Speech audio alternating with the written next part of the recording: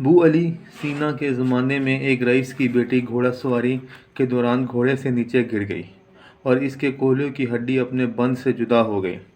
लड़की के बाप ने बहुत से हकीमों से इलाज करवाने की कोशिश की कि हड्डी को वापस अपनी जगह पर बिठाए, मगर मुसीबत यह थी कि लड़की किसी हकीम को अपने जिस्म को छूने की इजाज़त नहीं देती थी।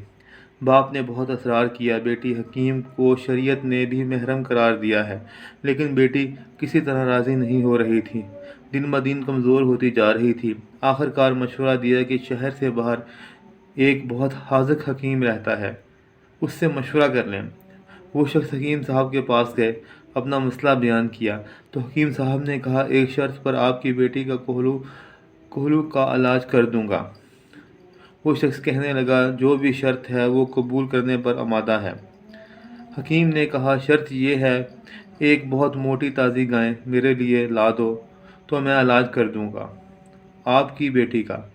वो शख्स बहुत भारी कीमत पर शहर की सबसे तनुमंद गायें खरीद कर हकीम साहब के घर ले गया।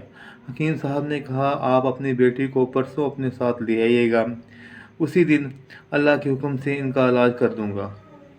जब वो शख्स चला गया तो हकीम साहब ने अपने शागिर्दों से कहा, 2 दिन तक ना गाय को घास का एक तिनका खिलाया जाए, ना पानी का एक कतरा पिलाया जाए।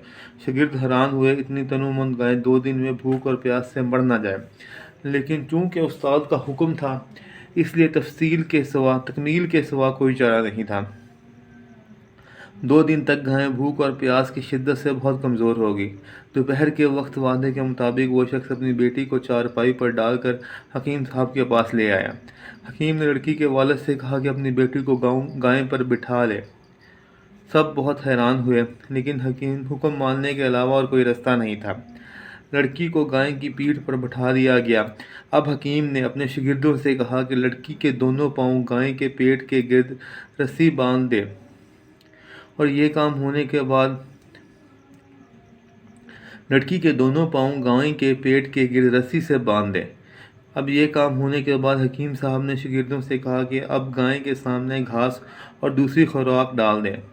गाय 2 दिन की भूखी प्यासी थी, जल्दी जल्दी खाने लगी। हकीम साहब ने गाय के सामने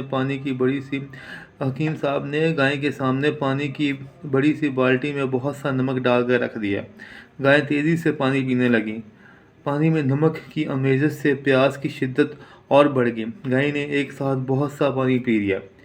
घास और पानी ने गाय का पेट फूलना शुरू हो गया। लड़की की टांगों पर दबाव इतना बढ़ गया कि वो चीखने लगी।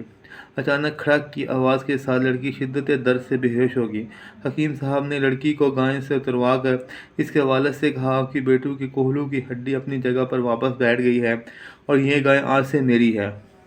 ये कोई और नहीं, हकीम बू अली सीना थे, जिनका नाम बाद में चहारों आलम मशहूर हो गया।